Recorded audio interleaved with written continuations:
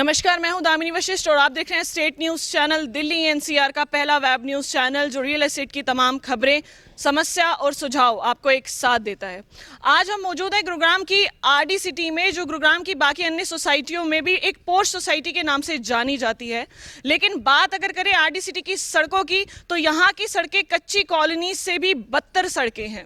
जी हाँ, अभी हम आपको यहाँ की सड़क का हाल दिखाएंगे। यहाँ की सड़क का हाल इस कदर है कि यहाँ पे रहने वाले रेजिडेंट्स को अपने रिश्तेदारों को बुलाने में भी शर्म आती थी, जिसको लेकर यहाँ के लोगों ने सरकार और प्रशासन के मुंह पर तमाचा मारा है और खुद ही एक जिम्मा उठाया इन सड़कों को बनाने का।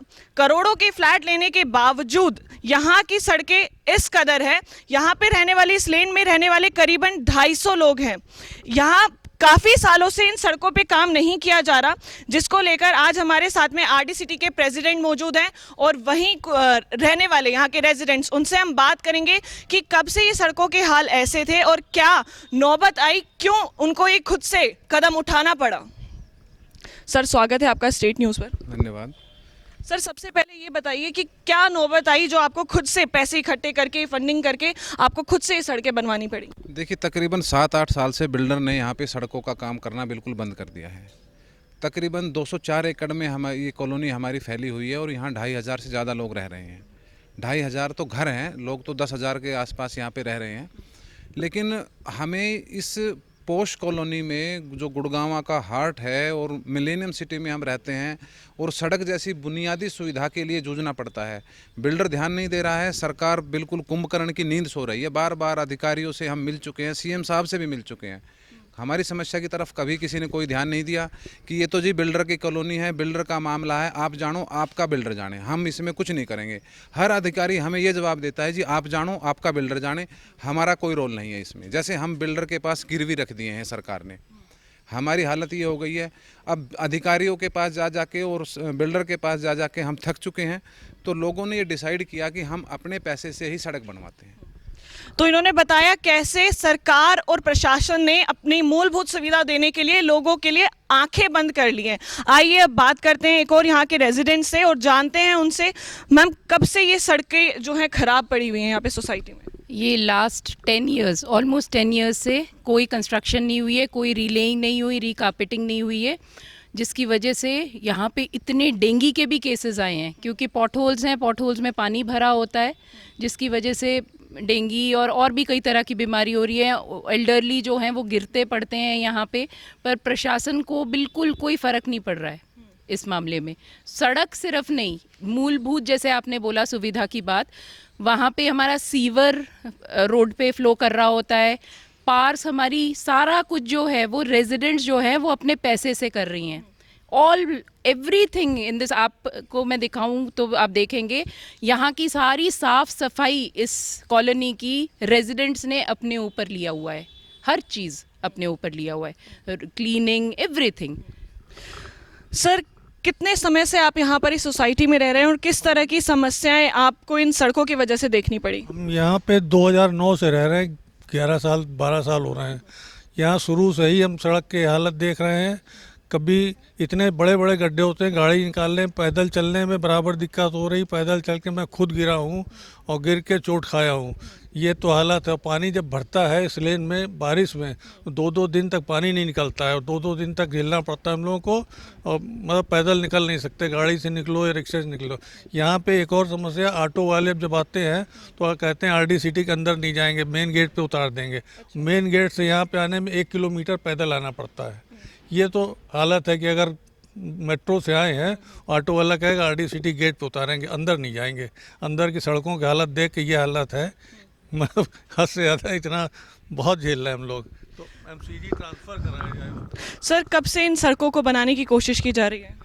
अभी हम पिछले 1 साल से रेजिडेंट्स से सबसे बात कर रहे हैं आपस में, और फिर हमने अब पूल करके बनाने शुरू करी हैं। अभी तीसरी सड़क ये स्टार्ट हो गई है और बाकी और सब अपना पूल करके स्टार्ट कर। इससे पहले 2 सड़कें आप खुद से बनवा चुके हैं इससे पहले। बिल्कुल जी, आप रेजिडेंट्स अपने पूल करके आरडब्ल्यू के साथ मिल करके सब सड़कें बनवा रहे हैं। और प्रशासन से हम कोई उम्मीद नहीं करते, इसीलिए हमें सब कुछ करना पड़ रहा है।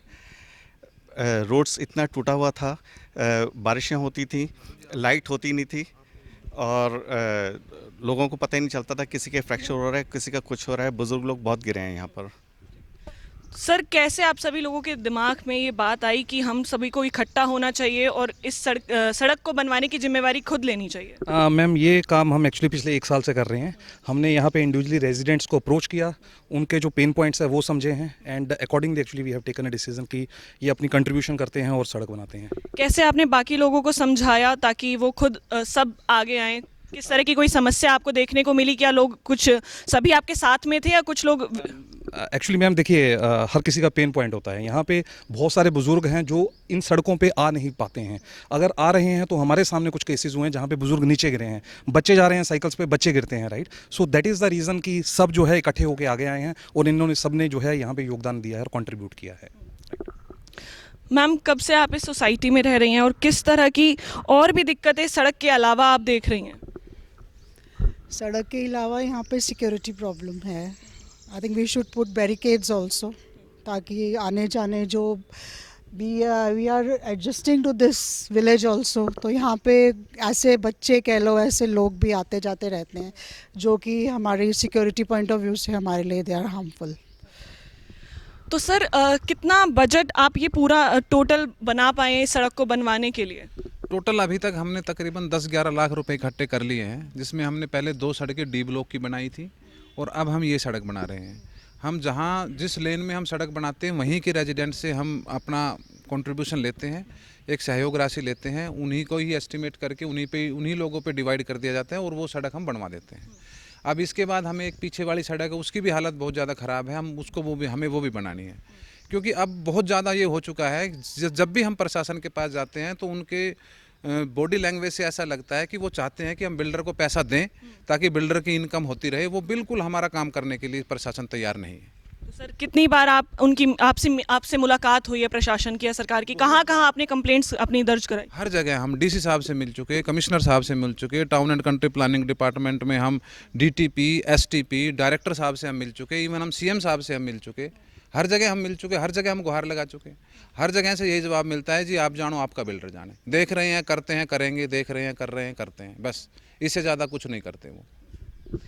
तो ये थे हमारे साथ में आरडीसीटी के रहने वाले रेजिडेंट्स, जिन्होंने बताया सरकार और प्रशासन किस तरह से लोगों को परेशान करती है और इतनी बार गुहार लगाने के बावजूद वो थक गए और खुद से सड़क बनाने का जिम्मा उन्होंने उठाया। और आखिर में अब बताना सरकार को ये होगा कि करोड़ों के फ्लैट लेने के बावजूद भी अगर मूलभूत सुविधाएं सरकार नहीं दे पा रही है तो क्या फ़ायदा है विभागों का, क्या फ़ायदा है उन सरकारी विभागों का जो लोगों की सेवा में खड़े हैं।